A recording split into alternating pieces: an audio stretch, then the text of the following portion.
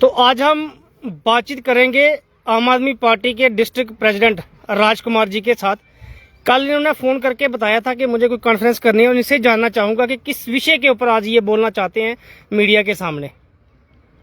मैं सारे को पहले थोड़ा दोने चैनल का बड़ा शुक्रिया गुजार हाँ कि जी हर मौके इस इलाके की गल जम्मू कश्मीर के जिहड़ियां घटना घटदियां उहदी गल जी आवारी जिंदी और सरकार के कन्ने विच पहुंचाई जाती। मैं थोड़ा बहुत बहुत शुक्रिया करना। और मैं जी अज का विषय वार्ता है कि जिहड़ा कल जम्मू कश्मीर असैंबली दे विच खाड़े की शक्ल च बड़ी शर्म की गल लगी और अटैक किया जाए करता है असैंबली दे विच अटैक किया जा रहा और उहदे विच गालियां भी कड्डियां जा रही। अगर हर आदमी संविधान दे विच रहिंदा तो क्या असैंबली हाल दे विच जम्मू कश्मीर की असैंबली दे विच उहदे वास्ते कोई कानून नहीं। कल कानून दीयां धज्जियां उड़ाईयां जा रही और जिहड़े 3 दिन असैंबली चली जिहदे च कि सारे बेरोजगार सारे लोगों के जिन्ने भी कम जी एजुकेशन पॉलिसियां जी हॉस्पिटल की व्यवस्था जिन्ने भी रोड की व्यवस्था 2-3 साल हुई कम लगे दा तक कोई मैं सतवाई को लेइए तो इस तक दयाले तक मैं क्लियर करना चाहता कि कोई पुली भी अज तक कंप्लीट नहीं हुई। पुट्टी जरूर सारियां छोड़ दियां और लोग जाने प्रॉब्लम उहदे पर गल नहीं की जा रही। स्कूलों च प्राइवेट स्कूल इन्ना लोगों की लुट्टा करते उहदे पर असैंबली च कोई गल नहीं हुई सकती। सिर्फ उत्थे एक मारताड़ और जिहड़ा आदमी ने कि एक आईना दसना चाहता जो एक सच्चाई की सामने लेना चाहता उहदे पर अटैक करना। और ये एक बारी नहीं ये दूई बारी के सैशन च होया। पहले सैशन च भी अटैक उपर अटैक किए गए और सैशन बंद किया गया और अज भी होया 3 दिन का सैशन हाँ और जिहदे च लखां रुपये खर्चा आंदा है।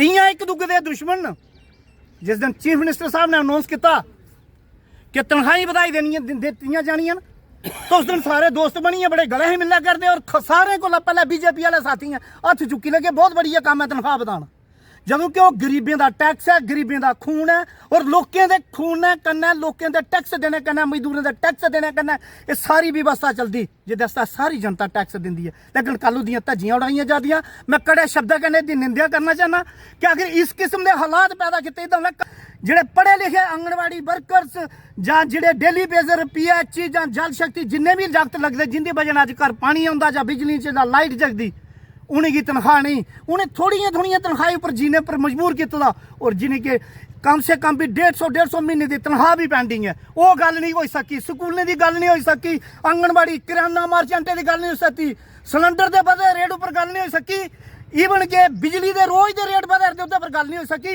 लड़ने वास्ते बाई कुंजिए कुदिए जाए कर दे के एक महराज मलका का जी सारिया गल्लां पुछरदा सारे जो आए ना दिखा आपको लगता नहीं आपने महराज मलिक की बात की कि उसके ऊपर हाथापाई कहीं ना कहीं आपको लगता नहीं कि महराज मलिक भी कुछ ज़्यादा ही बोल देते हैं। मैं ये नहीं कह रहा ज़्यादा क्या बोल रहे हैं वो तो अपनी बात को रख रहे हैं अगर तो वहाँ लॉजिक देने की जरूरत है ना कि गुंडागर्दी करने के ऊपर भी तो बहुत सारे इल्जाम लगाए जा रहे हैं और जान लगाने के लिए तो उनके पास और रखा क्या है।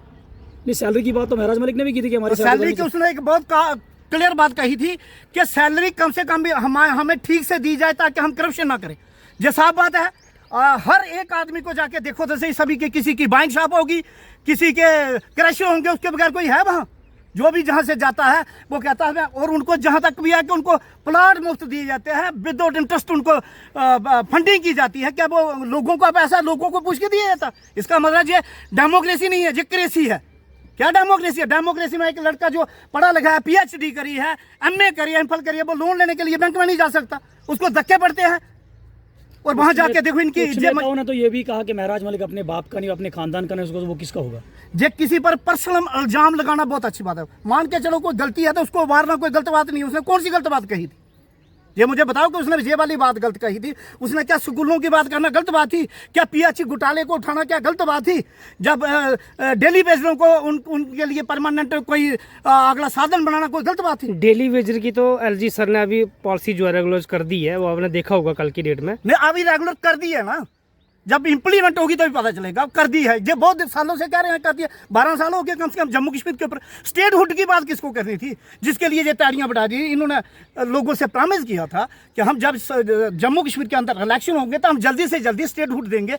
आज स्टेट हुड की बात किसने करनी थी ये 3 दिन का जो खर्चा था, जो 3 दिन जो असेंबली चली, जो हमारा पैसा, जो आम जनता का जो पैसा, उसका जिम्मेवार बीजेपी वाले तो अभी ये कहते हैं कि इतनी जल्दी भी क्या है स्टेटहुड की, न वो इसलिए कह रहे हैं। अब जो एक नया शोशा है कि इस सरकार को गिराएंगे और हम एनसी से मिलकर सरकार बनाएंगे, जब एनसी और बीजेपी सरकार बनाएगी तभी होगा। ये गुंडागर्दी है। तो कैसे रुकेगी फिर ये गुंडागर्दी? तो ये गुंडागर्दी रोकने वाले ही गुंडे हो गया। तो पहले एक थ्योरी होती थी कि जब ये लोग इलेक्शन लड़ते थे गुंडे हायर करते थे, और आज एक नया दौर आ गया कि गुंडों को ये समझ लग गई कि आज इलेक्शन के अंदर किसी को क्यों भेजना, हम खुद इलेक्शन लड़ते। आज गुंडे इलेक्शन में है, इनकी सभी की वेरिफिकेशन तो करो, कितने कितने इन पर केस है, कितने कितने इन पर केस हैं, कैसे क्या लोग हैं, इनकी वेरिफिकेशन तो होनी चाहिए। कम से कम एक आदमी को विधायक बनना है तो उसको कैरेक्टर की तो वेरिफिकेशन करो। कैरेक्टर दे देते हैं अंडर प्रेशर आकर।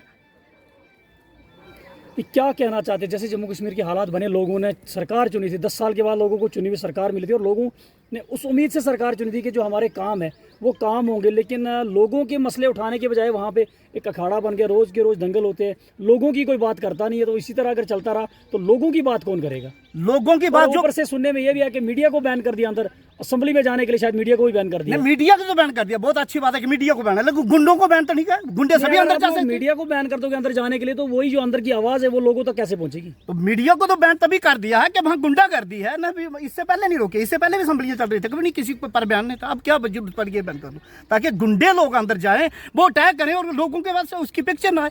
मैं आपको एजुकेशन पॉलिसी देख लो, किशनपुर बिलावर में एक मिडिल स्कूल लड़कियों का है, एक लड़कियों का। मैं 10 बच्चे हैं, 7 टीचर हैं। और इसी तरह दूसरा स्कूल है, वहाँ 16 बच्चे हैं, 8 टीचर हैं। और उसके बदले गोरठा में 110 बच्चे हैं, 2 टीचर हैं। इसी तरह मैंने सारे इलाके में सर्वे किया, कहीं 1 टीचर है, बच्चों की तादाद 150 तक भी है। मैं पिछले दिन गोरठा में गया, वहाँ सिर्फ 2 टीचर है, 110 बच्चे हैं। उधर क्या नाम उसका, वो पड़ता है किशन के ऊपर, क्या बोलते हैं उसको, तली में 115 बच्चे हैं, वहाँ 2 टीचर हैं। यार कम से कम इस पॉलिसी को तो ठीक करो कि कहीं कहीं जिन लोगों की अप्रोच है वो अटैचमेंट करके वहाँ बैठे, वो किसको देखना, कौन उनके लिए जिम्मेवार है? ये लोगों ने चुन के भेजे थे कि जो हमारी समस्या को हल करेंगे। कहीं लोगों की इतनी समस्या, हॉस्पिटल की पोजीशन तो देखो क्या है वहाँ, स्कूलों की पॉलिसियाँ देखो, हॉस्पिटल की देखो। ने भी तो बहुत सारे वादे किए थे लोगों के साथ, एक भी वादा भी पूरा नहीं कर पाई। तो सिर्फ वादे वाली बात है ना। अब पावर कहाँ है? पावर किनके पास है? कम से कम स्टेट हुड तो वापस दो।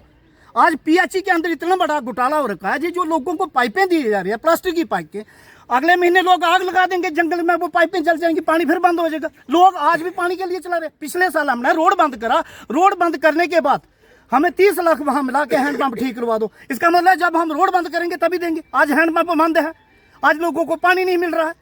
आज लोग 77 ईयर हो गए, लोग पानी मांग रहे हैं, लोग पानी के लिए चला रहे हैं। बिजली की रोज रेट बढ़े, कौन उनकी समस्या को कौन सुनेगा? जो खुद वहां जाकर लड़ रहे हैं, जल रहे हैं, हाथापाई कर रहे हैं, तो फिर लोगों की बात कौन सुनेगा? ये तो मुझे ये लग रहा है कि ये गुंडों की सरकार अगर इस किस्म के हालात रहे तो कल जम्मू कश्मीर के अंदर ये मत सोचने कि महराज मलिक अकेले हैं। अलग बात है कि पार्टी ने इलेक्शन में पार्टिसिपेट नहीं किया तो मुझे अलग बात है, लेकिन मेरे हर स्टेट, हर तहसील, हर जगह पे संघर्ष होंगे और इनको संभालना मुश्किल हो जाएगा। इन्हीं शब्दों से मैं आपका धन्यवाद करना चाहता हूँ। शुक्रिया सर।